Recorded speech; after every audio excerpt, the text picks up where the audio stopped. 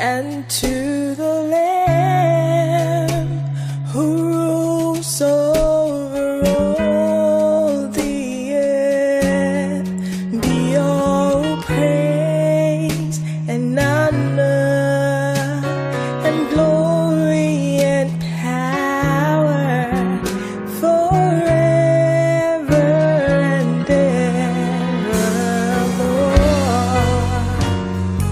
Unto him who sits on the throne, and to the Lamb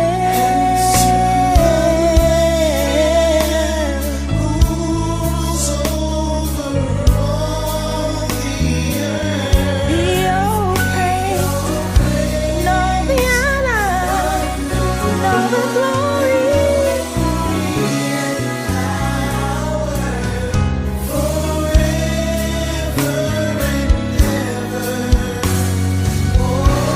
Forever you see it.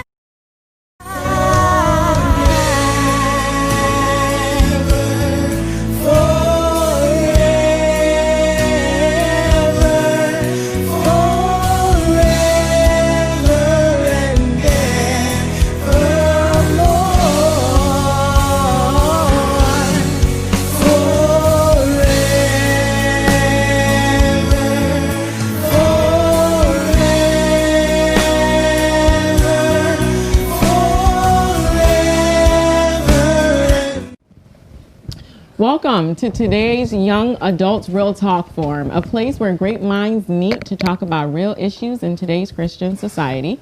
I'm so glad to see you guys back with us again today. I'm one of your hosts, Patty. I'm Justice, your other host. Today, we continue the topic from our last show on the road to retention in the church. Pretty much engaging the young adults, the future leaders in the church.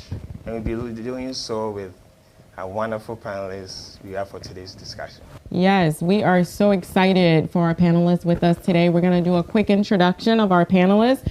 But before we do that, I want to remind you at home, we're about to start and jump right into the show with our daily icebreaker. Just some quick guidelines. If you remember, the rules of this game is you have 5 seconds on the clock to give me 5 answers to a series of items that I'm going to ask. So I'm going to start with our panelists that are going to be helping us with the game today, as well as our discussion. Justice, you got me on time for this? Yes, ma'am. Yeah. 5 seconds on the clock. All right. 5 We're going to start with our first panelist on my left. We have Mr. Big Dude back with us in the house today. And we have on our panelist today, Mr. Edwin is helping us out. Brother Edwin, also known as King T, is in the house, guys. Yes. All right, and then we have the very lovely Miss Efia representing all the ladies today. Efia, bless you, girl. And then, of course, I'm going to take it to my left. We have Brother Mike in the house with us today. All right, and then we have our very handsome Brother Felix is with us. And last but not least, guys, we have Brother Terrence in the house today. Let's give him some love. Awesome panelists. Okay, so normally, from what I remember last 2 weeks, the girls have won twice in a row.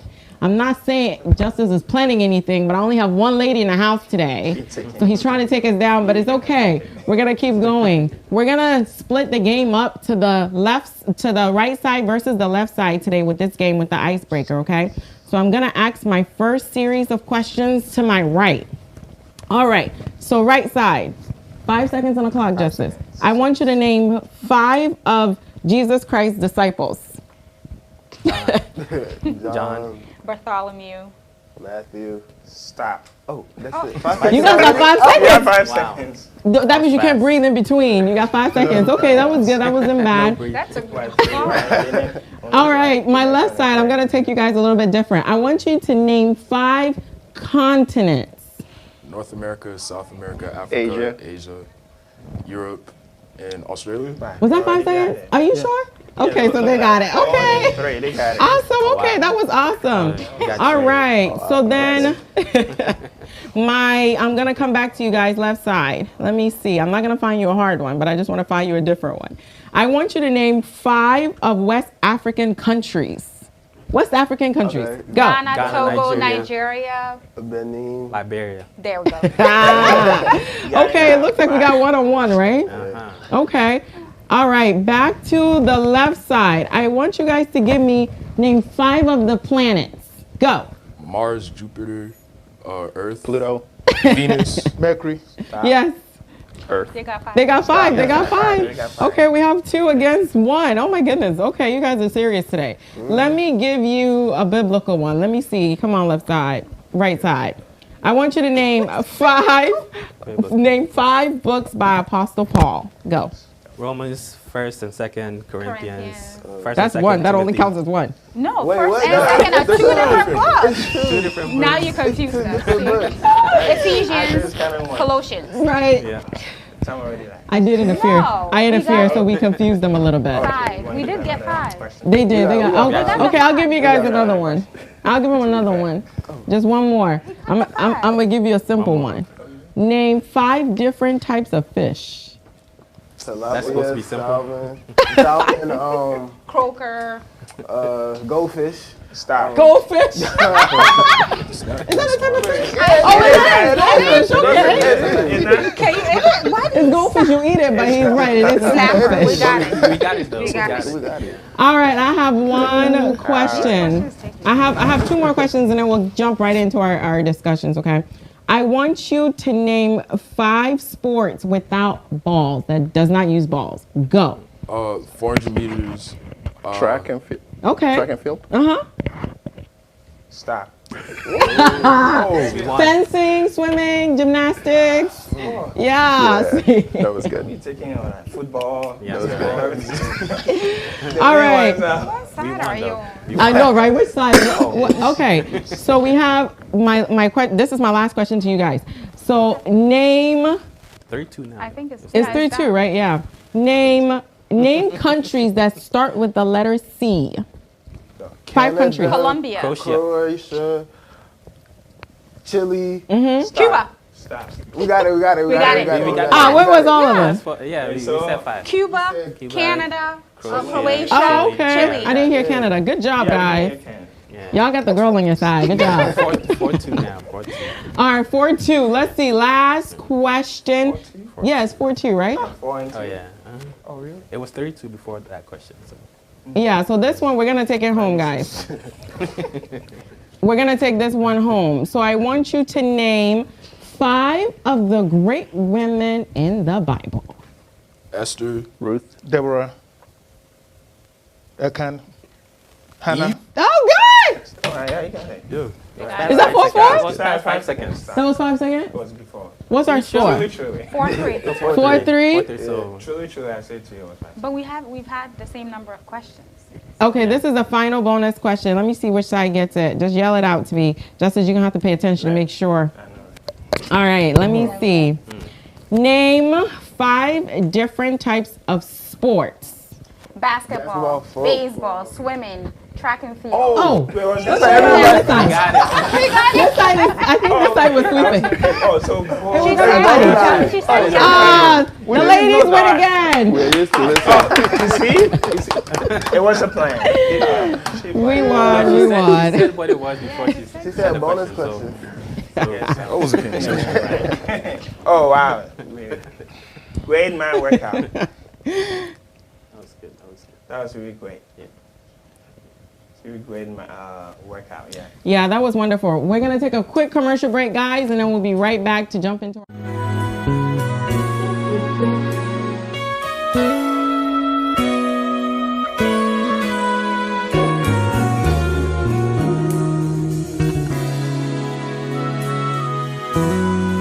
Unto him who sits on the throne, and to the Lamb who rules over all the earth, be all praise and honor and glory and power forever and ever, Lord. Unto him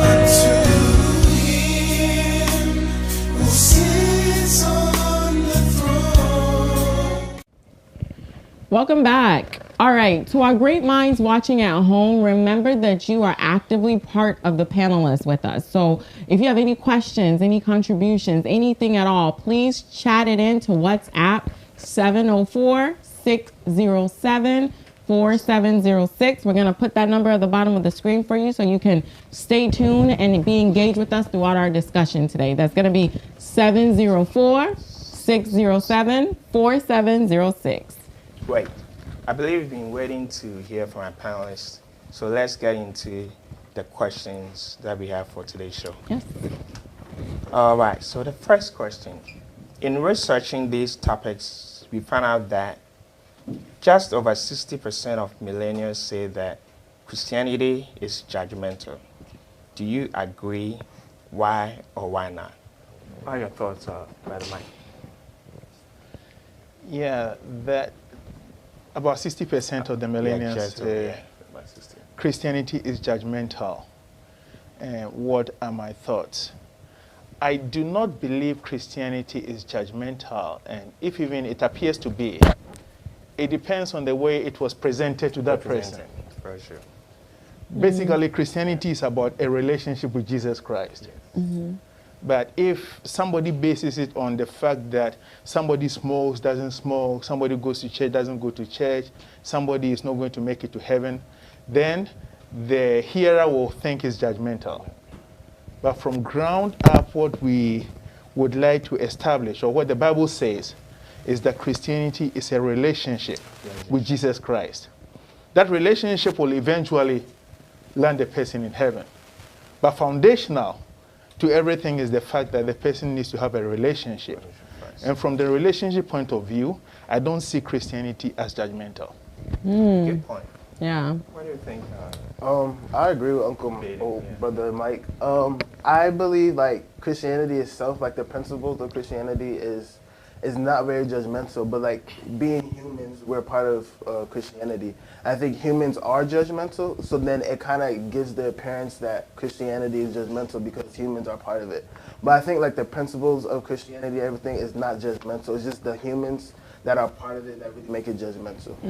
That's a good point. Terrence, what do you think? I think they could view it as judgmental because like it doesn't fit their lifestyle, and yeah.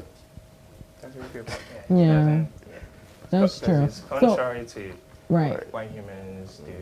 So your thinking is judgmental because it doesn't fit your lifestyle. So your lifestyle is you're not living as a Christian. So then everything I do or say, you take it judgmental. Brother Felix, what do you think? I think no matter what, we talk about Christianity, but when it comes to millennials, there's a whole bunch of things that they really see as judgmental. Even just simply correcting them. As soon as you tell anyone that, hey, even when you're correcting them the right way, they will see it as judgmental. I think our world is so complicated nowadays. So, but the foundation is Christianity, as everyone is saying, is not judgmental. It's faith, your relationship with Jesus Christ. Right. And that kind of takes me to just as our second question, which is, do you think that the younger generation gets offended easily? So kind of to Deacon, Brother Felix's point, like he's saying, is the millenniums that are taking the correctional things so offensive or so taking as a form of judgment. So do you think we get offended easily, and why is that? Like, what are some reasons why? Is it maybe the approach, or Efia, what do you think about that? I don't know that I would want to classify all of millennials as, easily offended. I think that is situational based. Yes, there are diverse people in this world. So while somebody might just get offended easily, like I said before, I wouldn't classify all millennials as getting offended easily. I do think, though, that, it's a hard generation to be part of, I feel like, because I feel like we get a bad reputation for so many things. There are so many things that, not reprimanded, but we get backlash for. And then I think also that in our cultural settings that, because of what we were talking about in terms of the gap and, you know, parents not understanding some of our approach to things, it comes off as us getting offended. I think that we have a lot of passion. And I think that, you know, that passion naturally comes out in everything we do, which might be perceived as, you know, being offended, but I don't. That's a great point, Justice. I almost want to kind of stay there for a second because, you know, depending on how you speak, if you're talking about something, it can be good or bad, right? It can be a situation that you're really upset or hurt and you have a lot of passion, a lot of frustration, and that's oftentimes depicted as offense, like she's offending me, the way she's speaking to me.